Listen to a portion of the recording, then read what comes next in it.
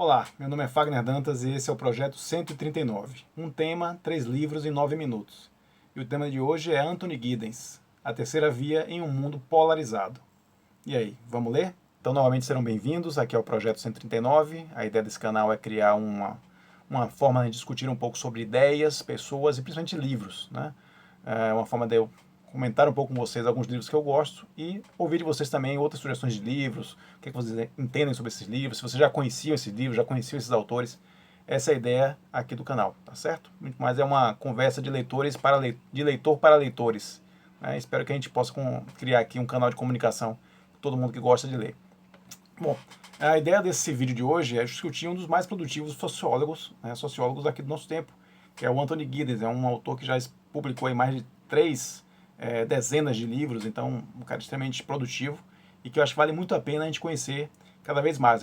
Quem conhece Giddens, aprofundar-se em algumas obras dele, de repente alguns livros que não ainda são tão conhecidos, e quem não conhece Giddens, acho que é uma oportunidade aqui, a gente abre um canal para as pessoas poderem se aprofundar um pouco mais nas ideias desse importante pensador moderno.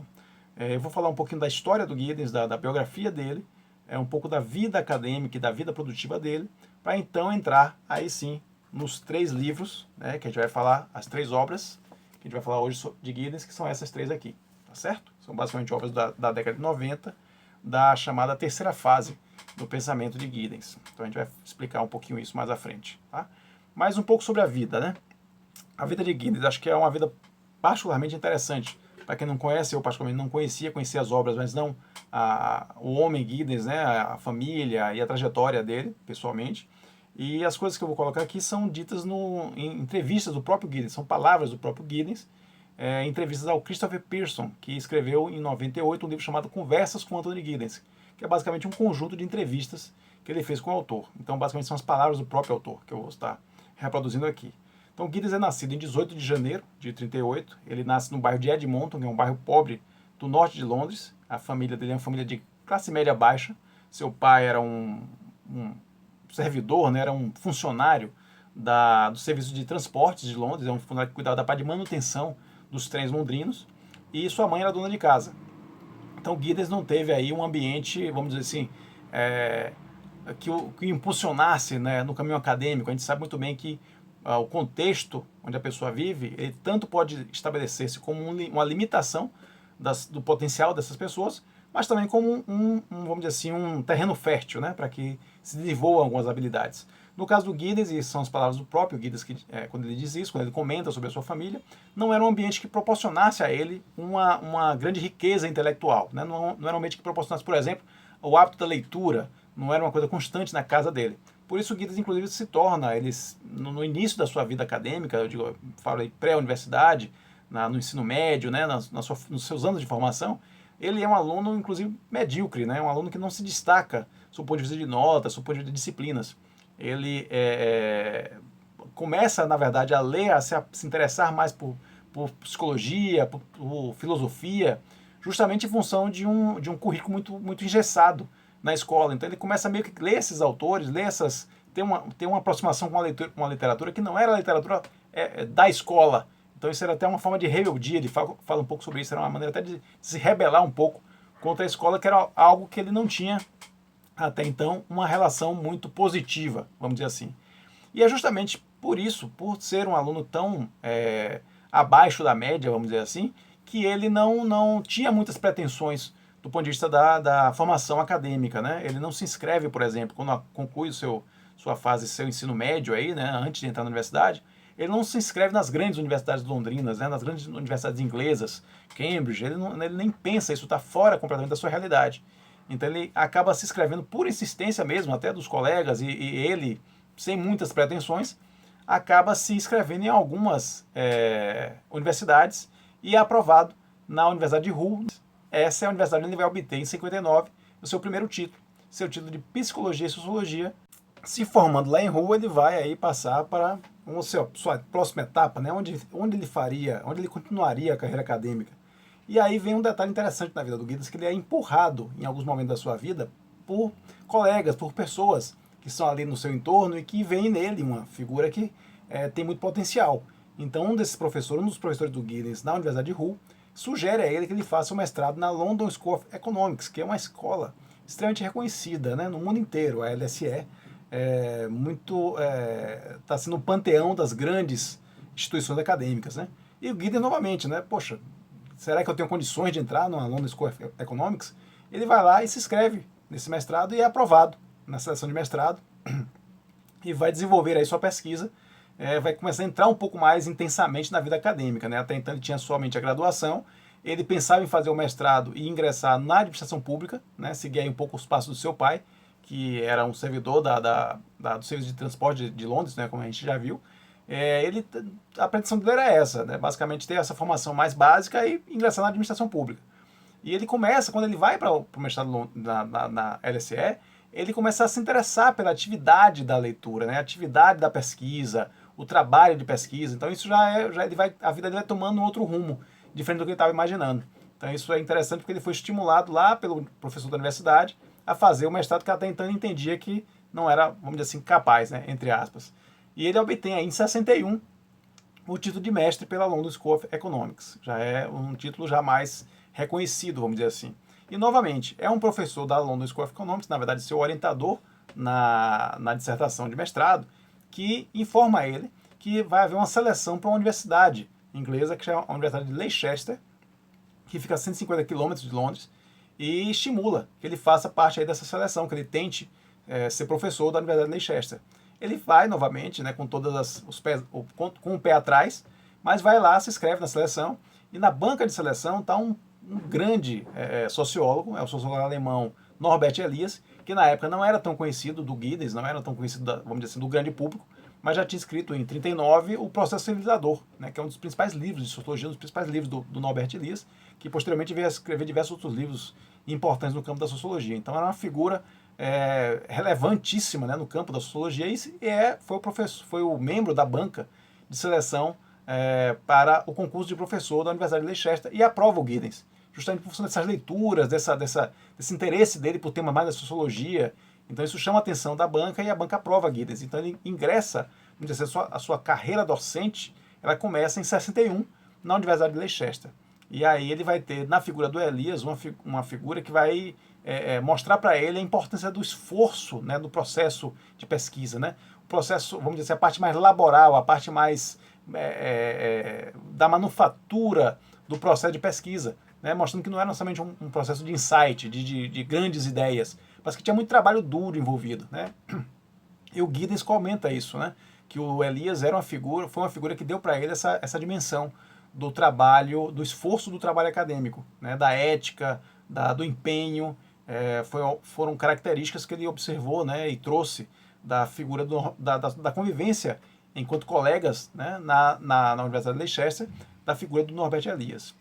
Eu vou fazer uma interrupção aqui no meu próprio vídeo, tá? Porque tem dois aspectos importantes, justamente nesse período onde Giddens está na Universidade de Leicester e ele vai passar para a Universidade de Cambridge, que é o que vocês vão ver logo a seguir, mas tem dois aspectos muito preciosos que eu acabei tirando porque eu achava que o vídeo ia ficar muito longo, mas eu já estou vendo que esse vídeo vai ficar muito longo, né? Então não tem muito o que consertar.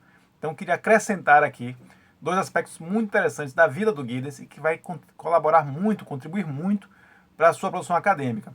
Então, Giddens está então em Leicester, né? Em 61, como a gente já viu aqui, ingressa em Leicester. Mas em 65 e 66, Giddens vai fazer uma coisa bem interessante, uma coisa que vai acrescentar muito ao seu repertório intelectual. Ele passa 2 férias de verão em Paris. E aí vocês vão me perguntar, mas será que ele foi a Paris apenas para desfrutar da Torre Eiffel, da gastronomia francesa? Nada disso. Ele foi a estudar profundamente, se aprofundar em 2 aspectos da literatura continental europeia, a literatura alemã e a literatura francesa, inclusive se dedicando a estudar os idiomas, buscando estudar os autores no seu original. E que autores eram esses que Giddens foi procurar se aprofundar nesse período aí, nessas 2 férias no verão parisiense?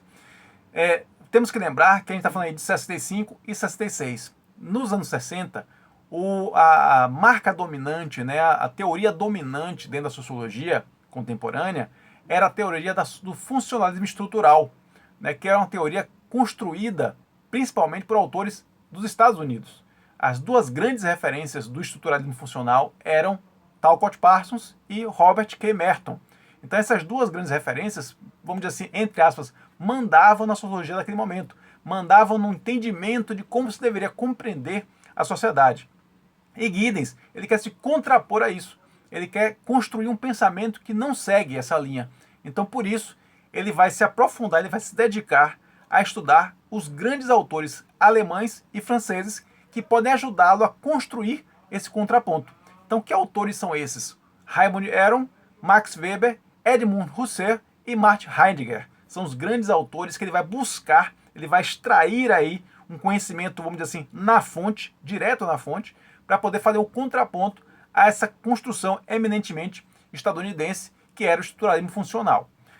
Um aspecto importante é que, além desses autores, ele se dedica também a estudar autores marxistas. Então esse é um outro elemento, ele começa a agregar também essa outra vertente de entendimento dentro do seu repertório intelectual. Então por isso que eu fiz questão de colocar aqui para vocês esse período, esses dois verões, de 65 e 66 em Paris, onde Giddens se aprofunda inclusive na língua para estudar no original autores, os grandes intérpretes da sociedade, tanto no campo da literatura alemã quanto da literatura francesa, para se contrapor aí a construção do Talcott Parsons e do Robert Merton com relação ao estruturalismo funcional. Tá? Um outro aspecto importante ainda nesse período de Leicester é que ele faz o cruzamento do Atlântico, né? Ainda no período em que ele dá aula em Leicester, de 61 a 69, ele faz, além desses dois verões em Paris, em 65 e 66, ele atravessa o Atlântico em 67 para começar a dar também aulas, ainda dentro, né, mesmo no seu período de aulas em Leicester, mas em períodos alternados, ele passa a dar aulas também em universidades do norte do continente americano. Primeiro no Canadá, na Universidade de Simon Fraser University, em 1967, em Vancouver. Ele começa aí a sua passagem pelo continente americano, mas em 68 e 69 ele passa a dar aulas também na Universidade da Califórnia. Isso é muito importante porque nós estamos falando aí de 68 e 69, nós estamos falando aí de maio de 68, nós estamos falando da contracultura, do movimento onde tudo estava estourando, né? Tudo estava sendo transformado, o movimento hippie, os movimentos, a revolta contra a guerra do Vietnã, onde tudo estava acontecendo, onde toda a contracultura estava sendo ali colocada no ápice, e a Califórnia era um grande laboratório dessa contracultura, era um grande espaço, era o coração, onde assim, era o olho do furacão, onde muitas coisas estavam acontecendo, é claro, ao lado de Paris também, em 68, com o maio de 68, o Daniel Cohn-Bendit, mas a Califórnia também estava ali pulsando essas novas ideias, esses novos momentos, essas novas formas de entender o mundo. E Giddens estava exatamente ali, em 68 e 69, dando aulas na Universidade da Califórnia. Então, você poderia imaginar, poxa, então isso foi super importante para o Giddens, ele absorveu isso, ele absorveu essa contracultura, essa vanguarda, ele estava de olho nisso, ele estava interessado nisso. Muito pelo contrário.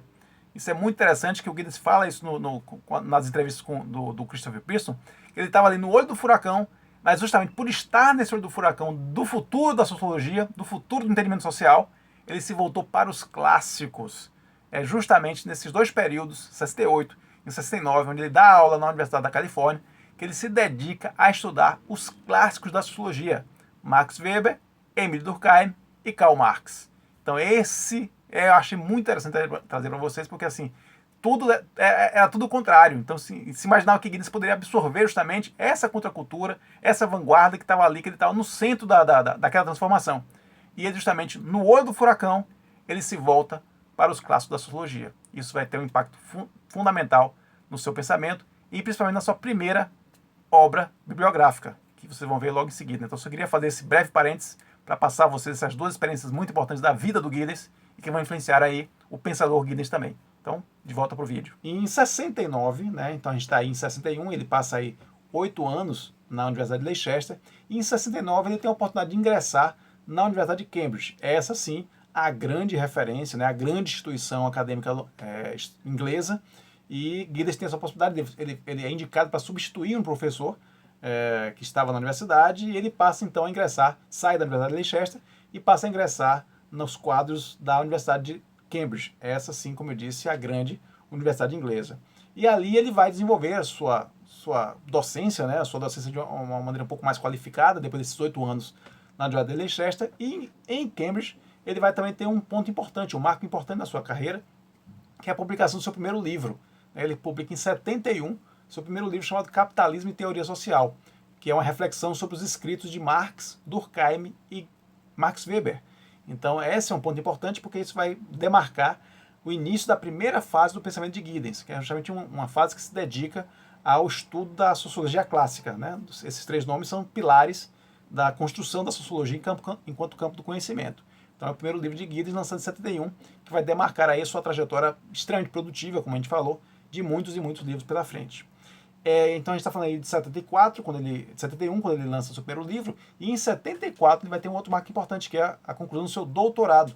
Ele obtém seu doutorado pela Universidade de Cambridge, né? Então ele completa, vamos dizer assim, seu ciclo de formação com a graduação na Universidade de Hull, o mestrado na London School of Economics e o doutorado em Cambridge em 74.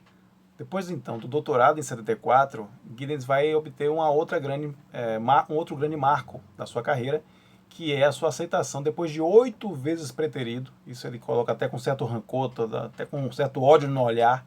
Ele coloca lá que ele foi colocado no livro do Christopher Pearson, coloca que ele foi preterido 8 vezes, né, na condição a ser indicada a condição de professor titular de Cambridge. Então, depois dessas 8 vezes que ele foi colocado de lado, em 87 ele consegue o título de professor titular de Cambridge. Então ele chega, vamos dizer assim, ao topo da sua atividade de docência, né? Em 87 e em 88 ele consegue um outro marco importante. Ele consegue criar, e aí a condição de professor titular foi importante nesse sentido, ele consegue criar a primeira faculdade de sociologia de Cambridge. Até vocês podem me perguntar, poxa, mas ele entrou em 69, como é que ele fazia? Ele dava aula na faculdade de economia, pra vocês terem uma ideia. Então não existia faculdade de sociologia em Cambridge. Na verdade, a própria palavra sociologia, ela era vista com maus olhos, porque a gente está aí na fase da Segunda Guerra Mundial, né, do pós-guerra, na Guerra Fria, em 69. A ideia da sociologia era muito vista como uma ideia de socialismo. Então era muito mal vista pela direção de Cambridge. Então não existia uma faculdade de sociologia.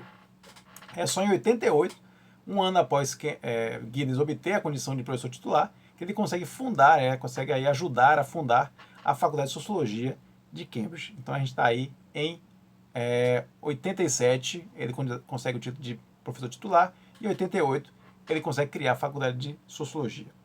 10 anos depois, em 97, né, 10 anos depois da sua condição, de obter a condição de professor titular, ele sai de Cambridge, ele sai da Universidade de Cambridge, e para quê? Para assumir a direção da London School of Economics, onde ele tinha obtido lá o título de mestre. Então ele aí faz o percurso, ele volta, de certa forma, lá à sua casa, quando ele obteve o mestrado na London School of Economics. E passa ali na London School de 97 até 2003, quando ele sai, efetivamente, aí da direção da LSE. E ele ingressa, né, entre suas várias atividades que ele faz depois de encerrar, ele já teria encerrado a sua carreira docente quando ele sai de Cambridge, né, em 97. Então essa carreira docente de Giddens se estabelece de 61, quando ele entra na Universidade de Leicester, até 97, quando ele sai da Universidade de Cambridge e assume a direção. Aí já não seria mais um título de docência, né, não seria uma atividade de docência. Ele assume a direção, né, seria um cargo administrativo, vai ser a mente, né, pensante, é a pessoa que vai dar o tom da London School of Economics, vai colocar sua marca na London School of Economics a partir de 97 até 2003. E a partir daí ele se torna, né, ou melhor, mantém a sua condição de consultor, de palestrante. Ele vai ingressar, inclusive, dentro das atividades que Giddens fez depois de sair da London School of Economics em 2003, uma das mais interessantes é que ele passa a integrar a chamada Câmara dos Lordes, né, que é uma espécie de Senado em inglês, onde você tem figuras de relevância, né, figuras de grande contribuição à sociedade inglesa, e lá ele inclusive desenvolve pesquisas, atividades de pesquisa do desenvolvimento da sociedade. Em 2018, inclusive, lança ele faz parte de um estudo elaborado pela Câmara dos Lordes, que trata da questão da inteligência artificial, do impacto da inteligência artificial sobre a sociedade londrina. Então ele continua extremamente produtivo aí no seu processo de pensamento, de reflexão sobre a sociedade. Então a gente veio aí, espero que a gente tenha conseguido cobrir um pouco, claro que em tão pouco tempo é difícil falar de uma vida tão intensa quanto foi a vida de Giddens, mas a gente veio aí desde dos seus anos de formação, da escola, da família, da sua primeira universidade, que é a Universidade de Hull, lá a 300 quilômetros de Londres, né? Ele vai lá para o norte da Inglaterra para conseguir cursar uma faculdade que não era uma faculdade, uma universidade que não era uma universidade tão conhecida, né? Porque ele sentia que ele não tinha condição de integrar as grandes casas acadêmicas inglesas. Então ele se inscreve em algumas universidades pouco conhecidas e é aceito lá em Hull e obtém o seu primeiro título, seu primeiro diploma de Psicologia e Sociologia em 59. Depois vai aí por estímulo dos seus professores, se inscreve no mestrado na London School of Economics e é aprovado e obtém em 61 seu título de mestre. Ingressa na Universidade de Leicester como professor, seu primeiro título de professor. Em 69 passa lá para a Universidade de Cambridge, né, na condição de professor visitante ainda. Em 71 lança seu primeiro livro, Capital de Teoria Social. Em 74 obtém seu doutorado, né, outro marco importante para a vida dele.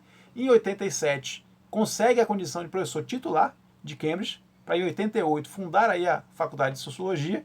E em 97, 10 anos depois de obter a condição de professor titular, sai da Universidade de Cambridge e vai ser diretor da London School of Economics, de onde sai em 2003 e aí ingressa, entre outras atividades, na Câmara dos Lordes e faz aí, entre outros estudos, um estudo interessantíssimo em 2018 sobre o impacto da inteligência artificial na sociedade. Então essa é um pouco a vida de Anthony Giddens, em breves minutos aqui, minutos corridos. E vamos falar então um pouco agora de um outro lado, né, que é o pensamento de Giddens, né, para a gente começar a entrar um pouquinho na ideia das obras que a gente vai estudar aqui, que a gente vai dar uma lida aqui. Então vamos falar agora do pensamento de Giddens, né? Como é que se constitui a formação do pensamento de Giddens e as etapas que a gente veio falando aqui desde o início, as etapas do pensamento de Giddens, que são 4 etapas. Né? Uma divisão basicamente didática, para entender o que é que interessou mais Giddens em determinado momento, as obras estão mais alinhadas, agrupadas em torno de quais temas. Então essa é a ideia. A primeira fase do pensamento de Giddens, a gente vai demarcar o início em 71, que é justamente quando ele lança o primeiro livro, né, o Capitalismo e Teoria Social. Nessa primeira fase de Giddens, se a gente tivesse que resumir a ideia dessa primeira fase, seria estudar o passado através da sociologia clássica. Né? Ele busca entender a sociologia clássica, ele busca entender os grandes autores, fazer revisionismos em relação a esses autores, ou seja, ele tem críticas em relação, por exemplo, ele fala as críticas que ele tem em relação ao método de Durkheim, por exemplo. Então é uma fase onde ele busca não só entender, mas criticar, fazer uma análise crítica desses grandes pensadores, esses grandes pilares da sociologia clássica. Então basicamente seria entender o passado através da sociologia clássica. A segunda etapa de Giddens já é uma outra etapa, onde ele vai, vamos dizer assim, já discutir mais, buscar entender mais o presente. Então a gente associa aqui com a ideia de você estudar o passado para entender o presente. Então para entender como o presente é moldado. Então nessa fase, Giddens vai desenvolver, inclusive, uma das suas grandes contribuições à sociologia, que é a teoria da estruturação. Então esse é um ponto fundamental no pensamento de Giddens, né? A ideia de como o indivíduo está vinculado à sociedade, como a sociedade interfere no comportamento do indivíduo, na inserção dele dentro da sociedade. Então são marcos importantes do pensamento de Giddens já dessa segunda etapa, dessa segunda fase.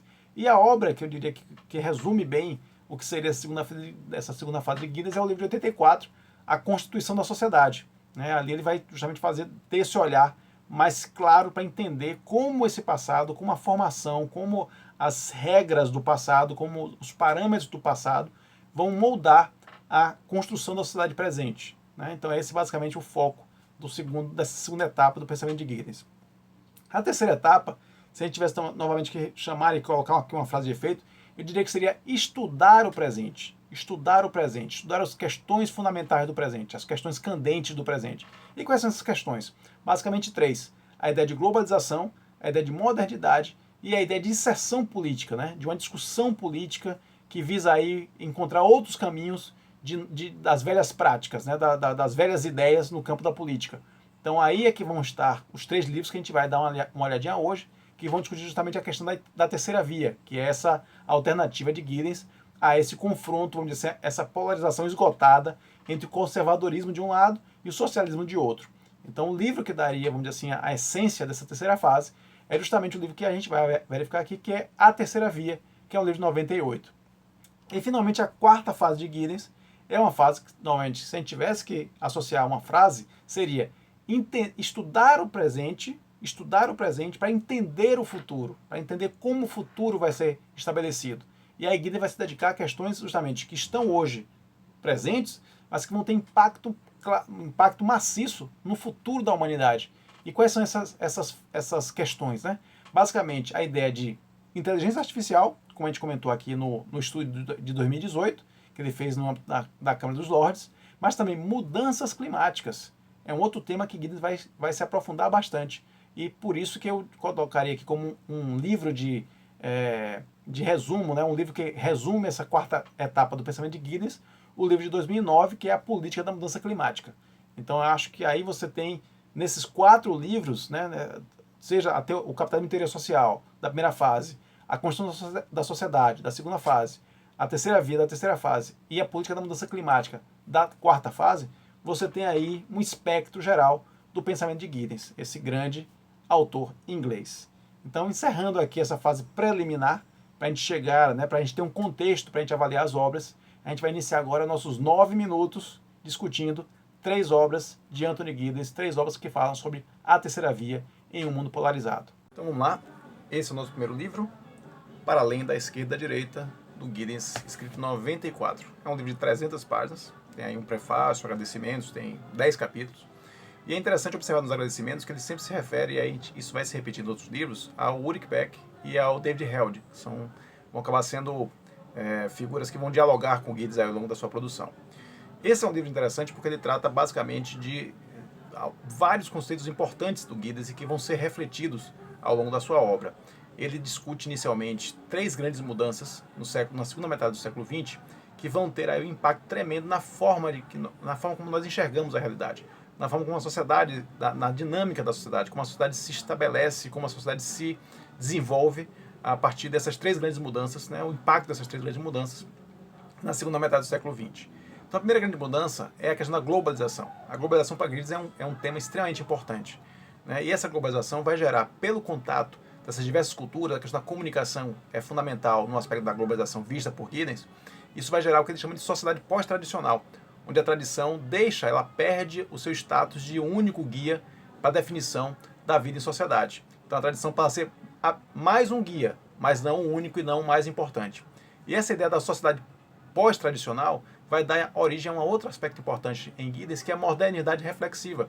Ou seja, o indivíduo precisa refletir sobre o seu papel, refletir sobre seu propósito dentro da sociedade para poder encontrar o seu espaço, encontrar a sua identidade. Essa identidade não é mais dada, vamos dizer assim, de imediato pela tradição. Então essa é a grande mudança que vai ser observada nessa sequência que Giddens aponta, né? Da globalização para a sociedade pós-tradicional e aí para a modernidade reflexiva. E essa condição da modernidade reflexiva, ela gera o que dá nome ao livro, que é essa superação da dualidade entre esquerda e direita. O Giddens vai desenvolver isso bem mais no livro. O primeiro capítulo ele trabalha a ideia de direita, que ele associa com conservadorismo. Então ele aborda e desenvolve o tema do conservadorismo. No capítulo 2 ele desenvolve o outro lado, que seria o tema do socialismo, ao qual ele associa a ideia de esquerda. E aí ele vai inicialmente discutir como essa dualidade não mais é significativa para nós entendermos o mundo de hoje. Então ele parte para o capítulo 3. Esse é o capítulo, vamos dizer assim, é o coração do livro, porque aí ele vai apontar as 4 grandes dualidades que existem a partir do que ele chama de risco artificial. Ou seja, essa globalização, essa sociedade pós-tradicional, essa modernidade reflexiva, ela leva a um risco artificial por uma questão do desenvolvimento do conhecimento sem o norte, do desenvolvimento da tecnologia sem o norte. Isso vai gerar uma série de problemas para a sociedade. Ele coloca os problemas nesse capítulo 3 e aponta também quais seriam as alternativas desses problemas.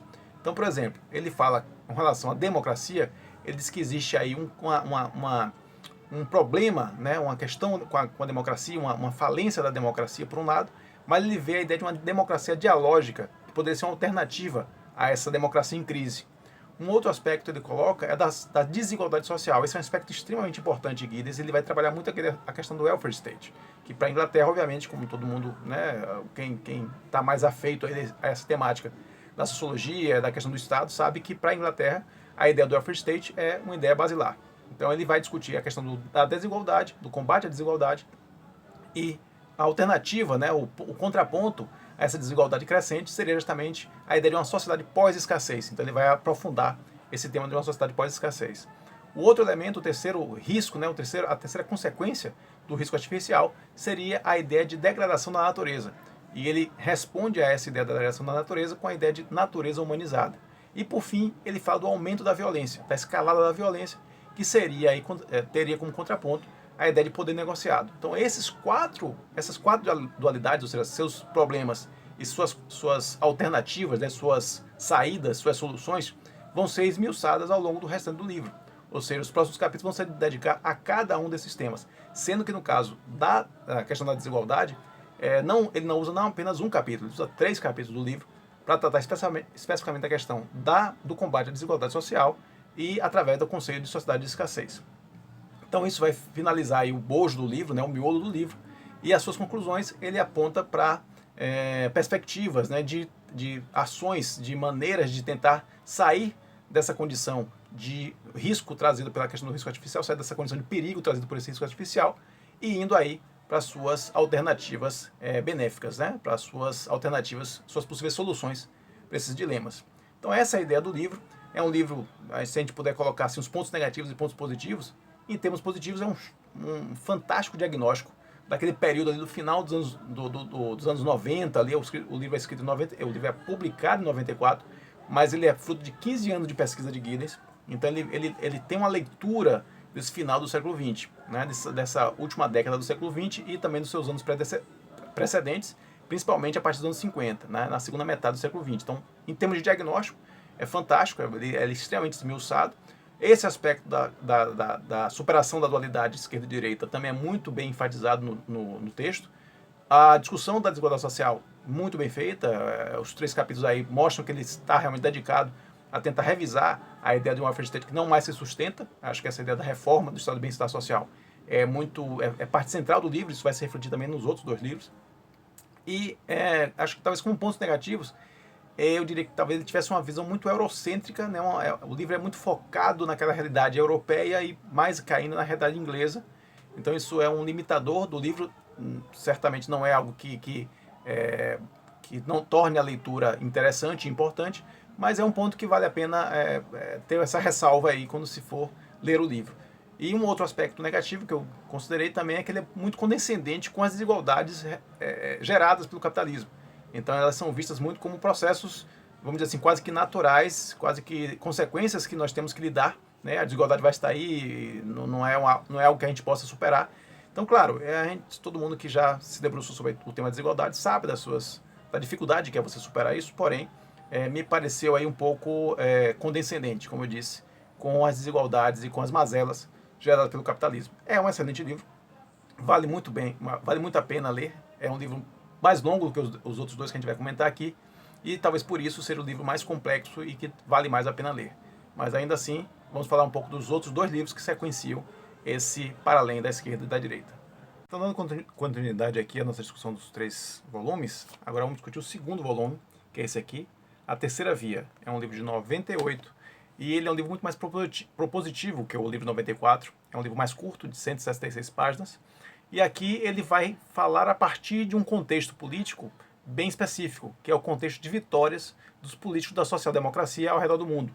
Então, essas vitórias começam com o Bill Clinton em 92 e aí concluem com o Tony Blair na Inglaterra em 98. Então, é nesse contexto que o autor escreve. E ele escreve de uma maneira muito mais propositiva, né? Enquanto o livro de 94 é muito mais um diagnóstico, esse livro de 98 é muito mais um livro propositivo, no sentido de uma linha de ação política.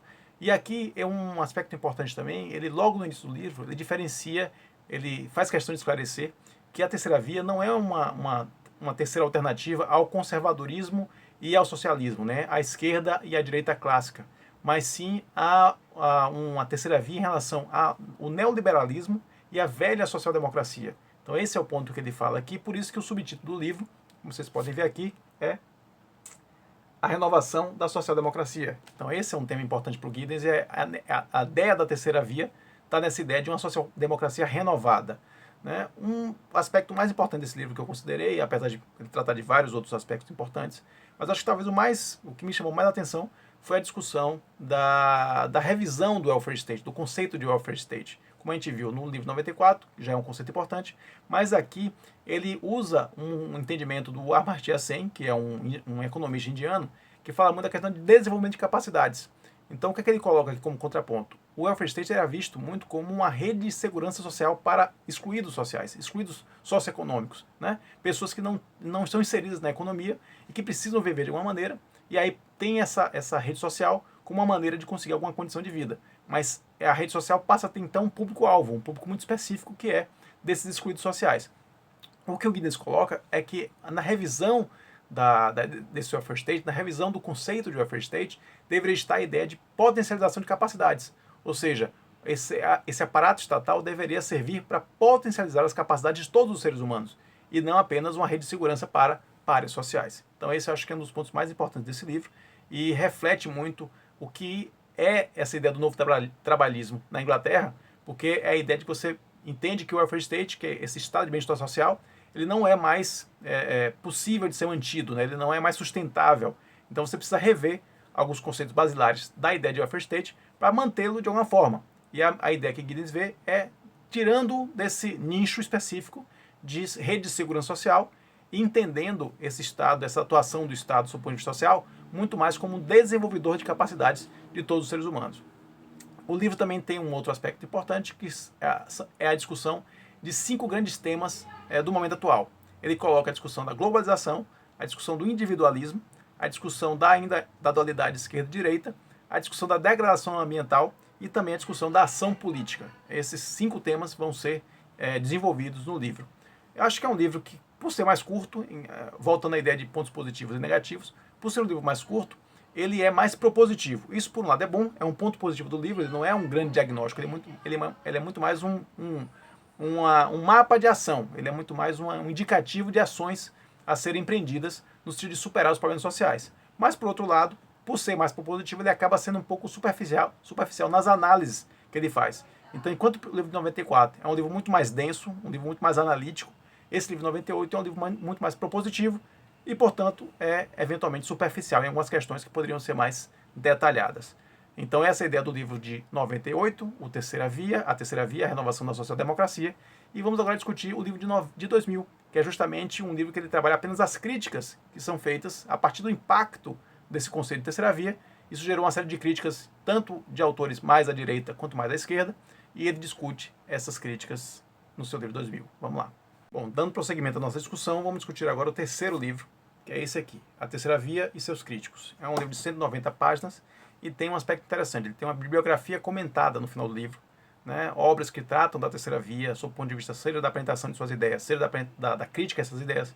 O livro traz aí um adendo, um anexo, onde o autor discute cada um desses livros, né? Então a ideia de uma bibliografia comentada, que é bem interessante, vem bem a calhar com esse livro, que é um livro que discute as críticas ao conceito de Terceira Via apresentado no livro 98. Então, quais são as principais críticas que são apresentadas aqui que o autor vai se dedicar a responder? São 6 críticas, basicamente. Primeira, é um projeto amorfo, é um projeto que não tem uma estrutura clara, né? Não se apresenta de uma maneira clara. Segundo, ele tem ele não vê de maneira muito clara também a ideia de esquerda. Ele fica no meio do caminho, da esquerda, para os seus críticos. Um outro aspecto é que ele não tem uma política econômica clara. Da mesma forma que ele é um projeto amorfo no seu geral, ele também tem um aspecto mais pontual, que é a questão da política econômica, que não está muito clara qual é a ideia da política econômica dentro dessa terceira via proposta pelo Giddens. Um outro aspecto importante é que ele não discute a degradação ambiental de uma maneira eficaz. Então isso para o Giddens é um aspecto que vale a pena levantar, porque a questão do meio ambiente para o Giddens é muito cara. Uma outra crítica que é feita é que ele aceita o neoliberalismo. De certa maneira, isso está um pouco refletido no que eu comentei no livro de 94, que é essa ideia, essa aceitação de algumas mazelas trazidas pelo capitalismo, né? A gente falou sobre isso no livro de 94, e aqui se apresenta como uma das críticas feitas à ideia de terceira via. E a última crítica é que é um projeto eminentemente anglo-saxão. Então é um projeto que reflete muito a visão e a realidade da Inglaterra, mas isso não pode ser refletido em outras partes do mundo. Então o livro se dedica então a contrapor essas seis críticas. Em alguns casos ele consegue isso de uma maneira mais eficaz, e outros nem tanto, né? Principalmente a questão da política econômica. Realmente ele avança aqui para discutir a ideia de uma economia mista, né, que trabalha muito com a ideia de regulação e regulamentação por um lado e desregulamentação. Ele trabalha com essa ideia do privado com o público, isso é discutido no texto, mas realmente a impressão que dá é que fica no meio do caminho, né? Busca construir uma política econômica mais clara, mas ao mesmo tempo não mostra muito como essa política vai funcionar na prática. E acho que o que se quer aqui, o que os críticos querem em relação a essa ideia é que ela vá além da ideologia, né? Que ela vá além de um discurso, ela vá além de um ideário e ela se coloque realmente como uma questão mais prática. Que era o que, de certa maneira, essa cobrança vem do fato do livro 98 ser um livro mais propositivo. Então, da mesma forma que ele, por ser um livro mais propositivo, as pessoas esperavam, talvez, uma resposta mais prática, um caminho mais definido, um caminho mais claro sobre como atuar, principalmente no campo da economia. Particularmente na questão da discussão da economia, o autor faz uma construção interessante, que é o que ele chama de um triângulo aí, com 3 vértices, cada um refletindo um pouco o que seria a visão da economia hoje e o que é a visão da economia sob o ponto de vista dessa terceira via que o autor propõe. Então ele coloca num dos vértices a produção, a ideia de produção, no outro vértice a ideia de finanças e no terceiro vértice, ou seja, essa produção seria mais vinculada à velha economia, a ideia de finanças seria mais de acordo com esse mundo globalizado, mas o autor entende que o que deve se caminhar, né, a proposta deve ser no sentido de um terceiro vértice, que é o vértice do conhecimento, uma economia do conhecimento. Então é essa que seria, vamos dizer assim, a proposta econômica do autor. Mas, como foi colocado, e também a minha consideração ao final da leitura do livro, isso fica meio que no meio do caminho. Essa proposta, né, ela é alimentada, ela tem argumentos, ela tem uma discussão em cima disso, em cima dessa ideia dos 3 vértices, e de preparar, né, os estados para viverem uma economia do conhecimento, mas fica realmente no aspecto mais discursivo e a gente sente um pouco falta de como fazer isso na prática, como colocar essa economia do conhecimento em pé dentro de um contexto real em que nós vivemos. Então, sob o ponto de vista de pontos positivos e pontos negativos, os pontos positivos do livro é que ele busca, a partir das críticas que são feitas à terceira via, ele busca avançar. Então, ele desenvolve, inclusive, conceitos novos, como de pluralismo estrutural. Então, ele vai além do que se discutiu no livro 94 e no livro 98. Então, esse é um aspecto interessante. Mas, por outro lado, como aspecto negativo, realmente alguma dessas respostas às críticas ficam no meio do caminho, como é particularmente o caso da política econômica. Então, novamente, é um livro muito interessante, vale muito a pena a leitura, mas tem aí seus percalços. Então, essa é a ideia do A Terceira Via e seus críticos. Então, agora a ideia é a gente fazer um balanço geral dos 3 livros e as nossas considerações finais. Para finalizar aí a nossa discussão dos 3 livros do Anthony Giddens, eu queria propor aqui alguns temas que são recorrentes nessas obras. Então, por exemplo, a questão da globalização e seus impactos, isso volta e meia aparece nas obras. A ideia também do risco artificial e suas consequências, também não é uma coisa que fica restrita ao primeiro livro, ele acaba tratando disso também nos outros 2. A irrelevância da distinção entre esquerda e direita é um outro tema que acaba sendo refletido aqui ao longo dos 3 livros. Então, esses temas são recorrentes ao longo das 3 obras. Isso é uma coisa interessante quando você busca ler vários livros, né, em sequência do mesmo autor, você tentar identificar temas que são mais caros desse autor, temas que são mais recorrentes desse autor. Então, esses 3 eu destacaria aí ao longo da discussão que ele faz. Um quarto tema importante também, que é bem recorrente, é a ideia de reforma do welfare state, né? Como a gente viu, essa discussão foi bem importante aí nos outros 2 livros nos 3 livros que a gente avaliou até agora. Um outro aspecto interessante, quando a gente olha os 3 livros num contexto mais geral, né, no seu conjunto, é a discussão, é o diálogo que esse autor, que o Anthony Giddens faz, com outros autores interessantes sobre alguns temas específicos. Então, por exemplo, ele discute com Ronald Inglehart o aspecto do novo individualismo e dos novos engajamentos sociais. Então, esse é um autor que trabalha esse tema e que o Giddens traz para os livros dele, né, a fim de travar um diálogo com esse conceito. A ideia também da Elizabeth Moss Canter, que é uma autora que discute a ideia do terceiro setor, e também aborda, através da produção dessa autora, o novo papel que o terceiro setor tem nessa sociedade nessa sociedade atual, né? Uma sociedade de modernidade reflexiva, sociedade pós-tradicional, que são os temas que onde Giddens ancora a sua discussão.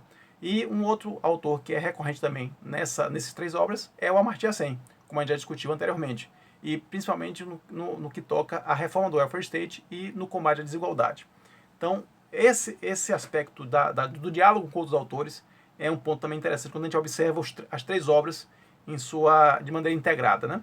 Um outro elemento interessante que a gente pode observar aqui são os temas tratados pelo Giddens nas três obras, sob o ponto de vista da crítica, né?